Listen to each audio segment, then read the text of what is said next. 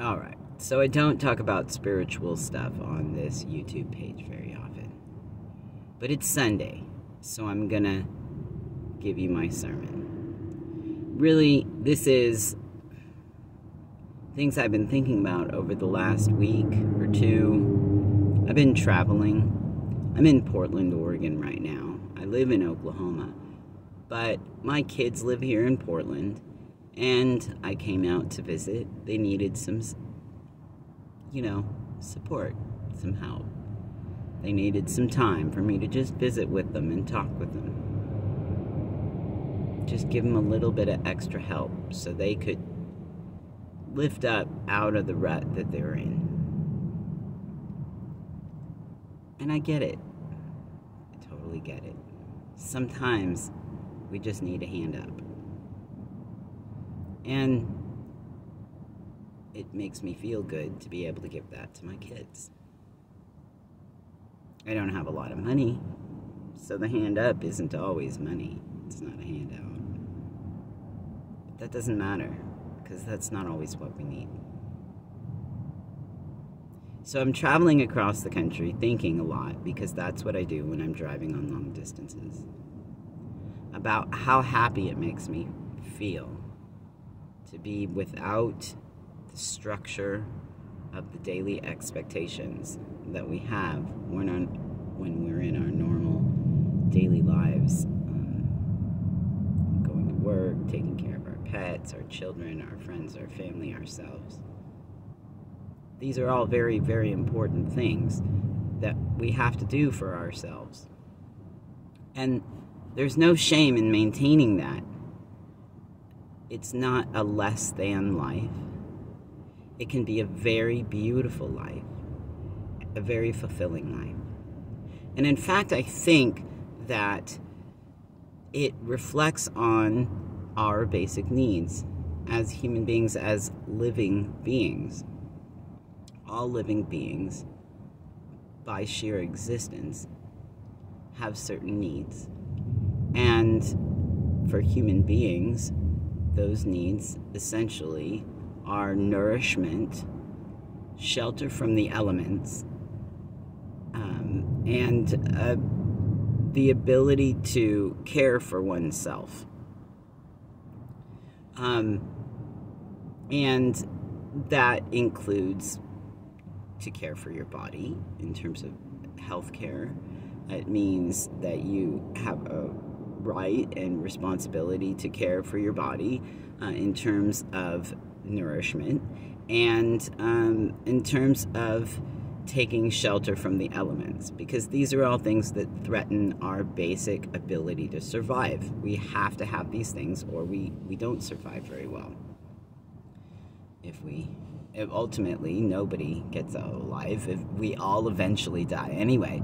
So what are we doing here right now? We're trying to make the very best of what we have while we are alive. And again, it's a wonderful thing. It is a blessing that we have the consciousness to be able to perceive the experiences that we have. And ultimately, our life is just a series of these experiences. And whether it's fulfilling or not to us is dependent on how much we put into it and how much we get out of it. And how much we get out of it is often dependent on how much we put into it. But what if you're somebody who has, by man-made legislation, been restricted from the ability to do the things that inherently you were born with the right to do by your sheer existence? To care for your body, to obtain sustenance, to have shelter from the elements, to be able to, for example, go to the bathroom.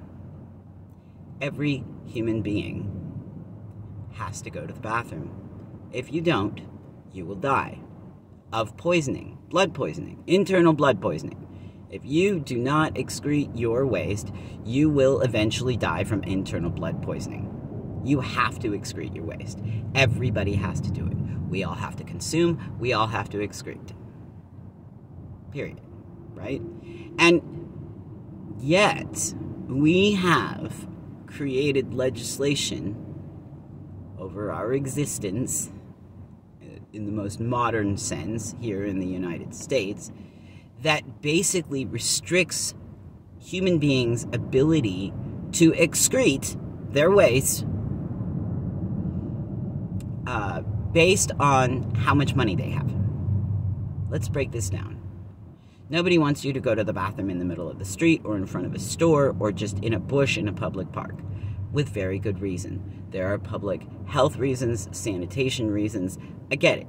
It totally makes sense. There is 100% logic to this. However, that means that you have to go to the bathroom inside in a bathroom, which, again, makes sense in the modern sense, and the way that we manage our waste absolutely makes sense. However, if that means it is restricted to the bathroom in your house, in the house of a friend, family member, or neighbor, or in a public restroom in a paid facility such as a restaurant or store,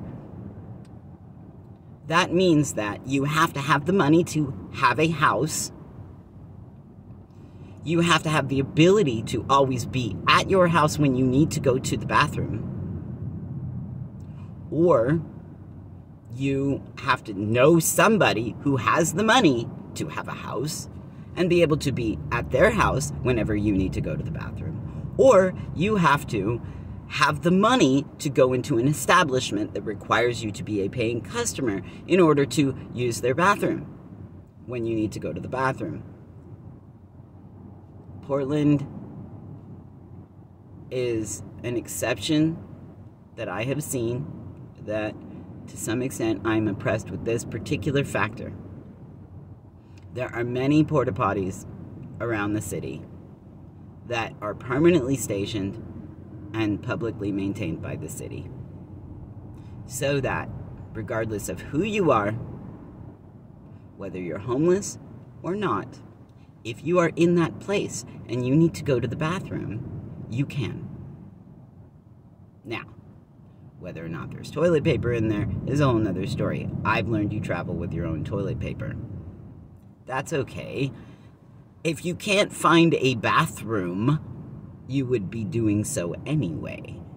And in most places that I have traveled through, or visited, or lived, there are not public restrooms easily accessible in most spaces, if at all.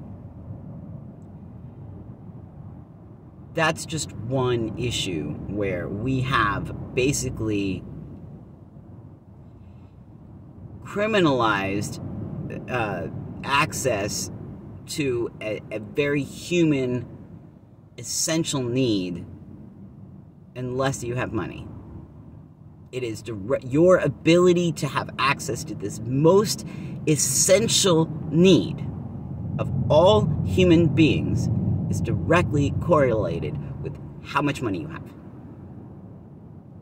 That is incredibly inhumane. Not even going to get on the subject of healthcare or women's healthcare specifically, because I could just do a whole sermon on that, several probably, and I'm sure there are millions of other people that could potentially see this video that would feel the same way and could also go on a podium rant about that. So I will not. But I did want to point this particular thing out, because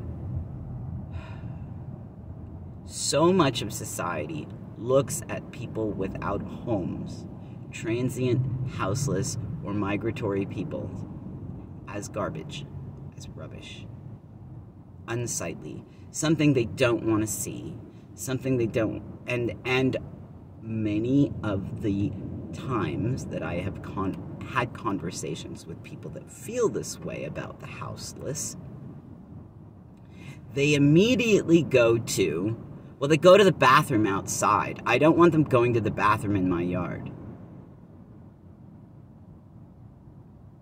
Sit with that for a minute. That is one of our most essential, I mean, if food to consume and excrete, right? You can debate about whether shelter is actually a right or it's something that you have to earn. And then there's the whole conversation about, all the laws that we have created as a culture that limit one's ability to gain that shelter and then tie that access to financial wealth. And that's a whole nother issue. But really, ultimately, think about this. Every single person has to consume food and excrete it. So why is our ability to get food or to excrete our waste, why are those two things restricted by wealth or lack thereof? Just basic human. This is not about, I'm not saying that everybody has a right to lobster and, pristine restrooms with, crystal chandeliers, and I'm not talking about that. With just some dignity. So, if you are the type of person that goes to your local city council meeting, or you're the type of person that writes letters, or if you are actually actively involved in any kind of city planning anywhere, or if you are actually concerned about the homeless as human beings, and you hear this talking point come up, just think about that. No matter where you're coming from or what your perspective is, I think maybe if you sit with this for just a little while, you'll be able to understand what I'm trying to say. And if you do believe in God, which I personally think is too small a word and too small a concept to really fully express the divinity of all existence, but I will settle on the word God for the sake of conversation and communication. And for the sake of conversation and communication, I will say that I do also believe in God. I believe in the divinity of everything. And it is a miracle that we exist. It is truly a miracle. And if you too believe in this divine miracle of existence, that it is miraculous, and even with all the science that we have, there are still always going to be things that we don't understand, and we have to take it on faith that existence is here, that we are real. If you can feel that feeling, then understand and know that God is in everything. Everything is here because everything is part of this universe that we perceive. It's all here. It's all real. It's tangible. And whether or not it's tangible for you,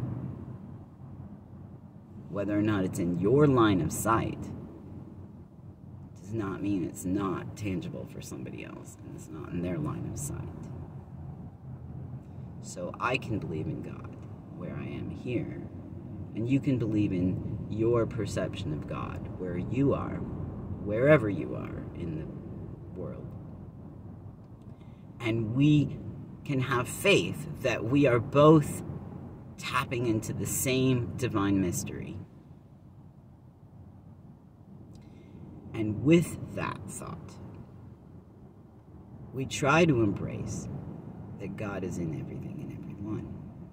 Everything around us.